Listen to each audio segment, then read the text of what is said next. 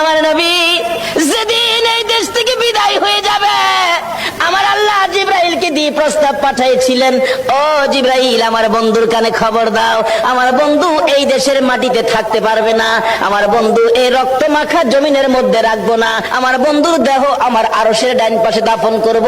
জিবরাইল খবর নিয়ে ডাকতেছেন, হুজুর আল্লাহর সালাম গ্রহণ করুন। আমি জিবরাইলের সালাম গ্রহণ করুন। আল্লাহর নবী গো, আপনার দেহ মুবারক আল্লাহর আরশের ডান পাশে দাফন হবে, আপনি খুশির সহিত কবুল করুন। আমার নবী কোনো কথা কয় না, দুইটা চোখের পানি ঝরঝর করে ছাড়তেছে। জিবরাইল বলেন, ইয়া রাসূলুল্লাহ, এত সুন্দর প্রস্তাব নিয়ে আসলাম, কোনো কথা কন না, খালি কাঁদেন কেন জানতে চায়। আমার নবী বলেন, জিবরাইল রে, তোমার জন্য খুশির খবর হতে পারে, আমি খুশি হতে পারলাম না, কেন পারলেন না? রে জিবরাইল, আমার দাফন আল্লাহর আরশের ডান পাশে হবে, আমি জানতে চাই আমার গুনাহগার উম্মতের দাফন কই হবে রে? জিবরাইল বলেন, আপনার উম্মতের দাফন এই জমিনের মধ্যে হবে। আমার নবীর কান্না আরো বেড়ে গেছে। জিবরাইল,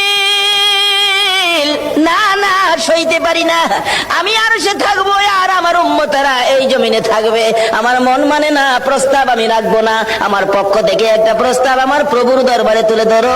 জিবরাইল রে, আমার গুনাহগার এতিম উম্মতেরা যেই জমিনে থাকবে, আমি নবী আরশে যাব না রে, আমি আমার গুনাহগার উম্মতের পাশে সেই জমিনের মধ্যে শুয়ে থাকবো। আরে দয়ালো নবী, প্রেমের ছবি আর আসবে না জগতে, আমার দয়ালো নবী, প্রেমের ছবি আর আসবে না।